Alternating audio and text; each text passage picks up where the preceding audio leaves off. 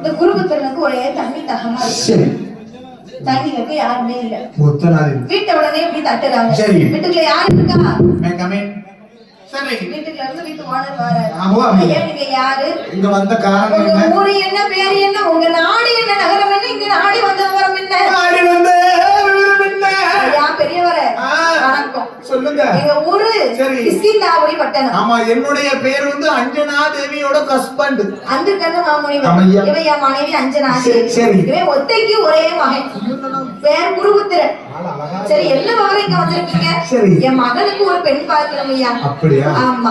அப்படின்னு சொல்லி வரும்பொழுது கொஞ்சம் தண்ணி தவிக்கிறது, தண்ணி கொண்டு வாருங்களே அப்படி என்று சொன்ன பொழுது உள்ள இருக்க ஒரே ஒத்தைக்கு மகா யாரு? சித்திரவள்ளி. ஏ அம்மா, ஏ சித்திரவள்ளி அப்படின்னு எப்படி எழுதினாரு?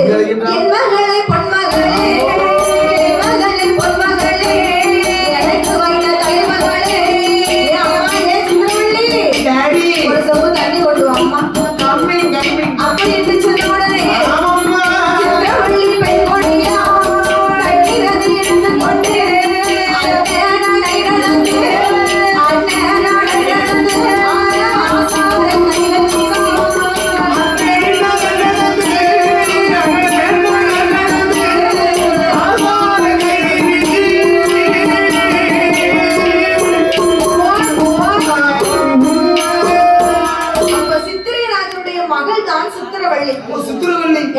சித்திரவள்ளி ஒரு சொம்பு தண்ணி கொண்டுட்டு வாங்க அப்படின்னு சொன்ன உடனே தண்ணீரை எடுத்துக்கிட்டு அண்ணன் நடை நடந்து ஆசா வர கைகள் வீசி சொல்லம் போல நடை நடந்து சொகுசாக கைகள் வீசி கொண்டே அப்பா தண்ணி கேட்டீங்களே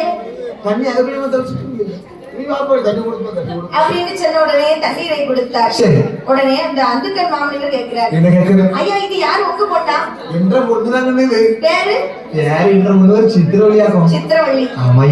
நீங்களும் பொண்ணுதான் பார்த்துக்கிட்டு வரீங்க. என் மகளுக்கும் திருமணம் முடிக்கணும்னு தான் இருக்கும். உங்க பையன் பேரு என்ன பேரு சொன்னீங்க? என்னுடைய பையன் பேரு சிவ கைலாசம். என் மகளுக்கு இன்னொரு பேர் இருக்கு. என்ன பேரு? உங்க மகன் பேர் சொல்லுங்க. என் மகளுக்கு இன்னொரு பேர். என்ன பேருயா? குருபுத்திரன். அதேங்கப்பா கிட்ட நெருங்கிட்டு என்னோட மகன் பேரை கட்டியனுக்கும் குருபுத்திரனுக்கு குந்தி மகாதேவிக்கும் சோடி பார்த்தா அப்படி இருக்கும். இந்த சித்திரவள்ளிக்கு இன்னொரு பேரு குந்தி மகாதேவி இருக்கு. சரி. இந்த சிவ கைலாசத்துக்கு இன்னொரு பேரு குருபுத்திரன் இருக்கு. குருபுத்திரன் இருக்கு. பேரு ஜோடிய பத்தியா? பேரும் பொருத்தமா இருக்கு. நீங்களும் பொன்பாக்கத்தான் வாரீங்க. உங்க மகனுக்கும் என் மகளுக்கும் திருமணத்தை முடிப்போமா அப்படின்னு சொல்லி கேட்ட உடனே அந்துக்கன் மாமனிவருக்கு ஒரே சந்தோஷம். சரியா, ஒரு நல்ல நாள் பார்த்து திருமணத்தை முடிப்போமே. ஏன் வருவீங்க? பிள்ளைக்கு ரெட்டிச்ச வயசு, ஒரு ரெட்டிச்ச வயசு வந்துடும். ரெட்டிச்ச வயசுல பிள்ளைக்கு கல்யாணம் பண்ண கூடாது, முடிக்க கூடாது. அதனால நைட்டோட நைட்டா ஒரு பானை பொங்கல் இட்டு கல்யாணத்தை முடிச்சிடணும். ஏன் அவர் அப்படி சொல்லுவாருன்னா ராசி சரி இல்லாம கூத்துட்டாயா. ராசி சரி கிடையாது. யாருக்கு? குந்தி மகாதேவி மூலத்து நட்சத்திரத்துல பூத்தவா. ஐயோ அப்படின்னு சொன்னா ஒண்ணு மாமியார் சாவடிப்பா, இல்லைன்னா மாமனார கொண்டுருவா. அவளை எப்படி இருக்க வீட்டுல கட்டி கொடுக்கணும் தெரியுமா? எப்படி? ஒண்ணு மாமியா இருக்க கூடாது, இல்லைன்னா மாமனா இருக்க கூடாது. அந்த வீட்டுக்கு போனேன்னு சொன்னா வாழ வைப்பா, நல்ல முறையில வைப்பா. அப்படி மாமியாரும் மருமகனும் இருந்தான்னு சொன்னா அந்த வீட வாழ வைக்க மாட்டான். ஒருத்தர் எப்படியாவது காலி பண்ணாதான் விடுவான். அப்பேற்பட்ட ராசியில பூத்தவா அந்த குந்தி மகாதேவி. தாயே சித்திரவள்ளி சரின்னு சொல்லி ஒரு பானை பொங்கலிட்டு அந்த இரவோடு இரவாக விளக்கு ஏத்தி அவர் நினைக்கிறது என்ன நினைக்கிறது தெரியுமா?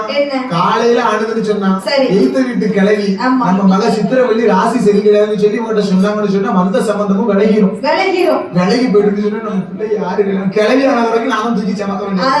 அதுக்கு முன்னாடி தூக்கி கொடுத்தோட இவங்க தேடி ஒரு மாப்பிள்ளை வர வந்திருக்கு.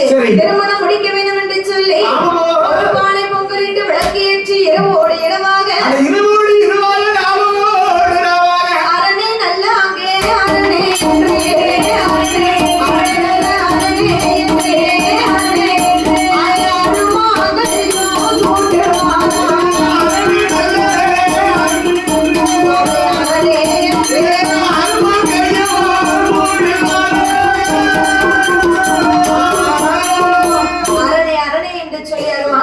சூட்டி சிவனே சிவனே என்று சொல்லி சிவமாங்கல்யத்தை சூட்டிக் கொண்டு மாங்கல்யம் தந்து நானேனா என்று சொல்லி நம்ம தீபம் போதியோ சம்போ மகாதேவம் ஞானம் சிவ கைலாசம் சித்திரவள்ளி பெண்ணாளுக்கு